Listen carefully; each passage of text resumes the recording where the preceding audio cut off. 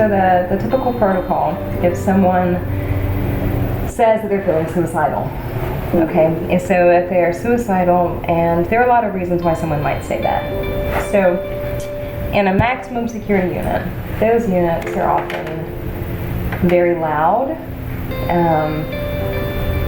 The United Nations has declared that more than 18 days in solitary confinement is torture. And we confine people for years and decades at a time.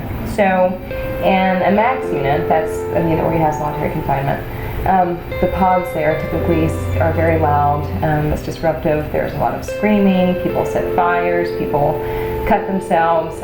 It's an incredibly chaotic, very unstable. You would think it would be very stable because humans are contained in little cages.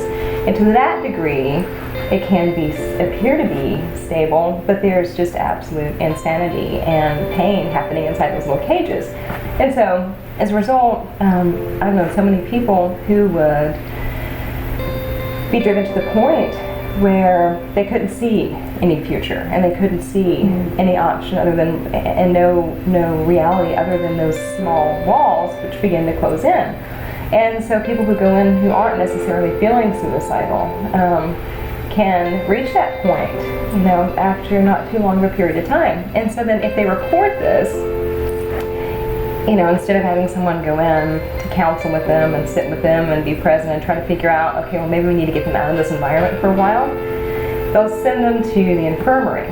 Now, the infirmary might sound like, okay, well, this is a place where you take people to get care and healing. And no. You go to another cage that's very cold. So the temperature in the infirmary is usually much colder than it is in the pod. So it's very cold in this room.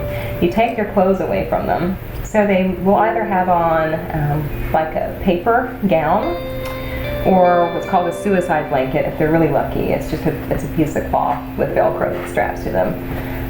Or they'll be naked. I mean, I've seen it all the way, and they may or may not have a mattress. So it's feasible you could take someone who reports that they're suicidal, put them in a room, naked, without a mattress and without a sheet, and leave them in there for hours. And they may eventually get a suicide blanket to try to stay warm, and then you watch them. And then they might see someone for mental health that day, or maybe the next day.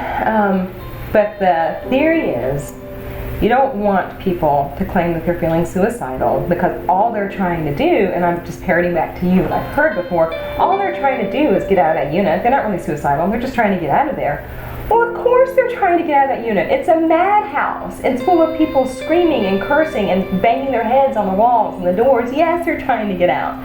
But the idea is, so they're trying to get out of the unit, so we're going to punish them. We're going to make sure that it's as uncomfortable as possible in this place, so that they better be serious about wanting to kill themselves if they come here. It's sick.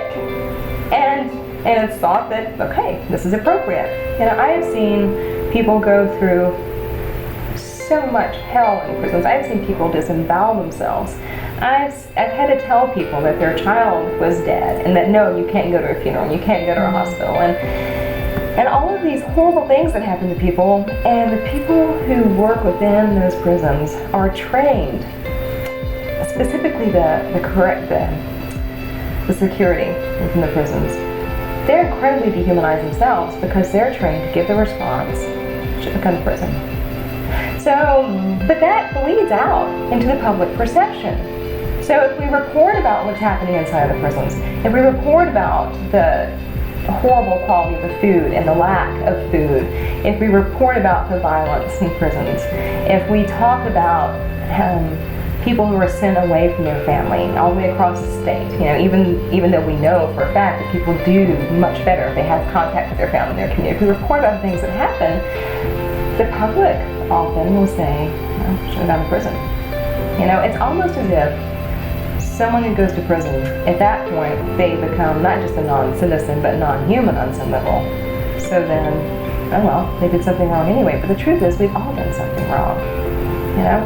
Whether we want to admit it or not, to different varying levels and degrees, we all break the law. And most of us do it on some regular basis.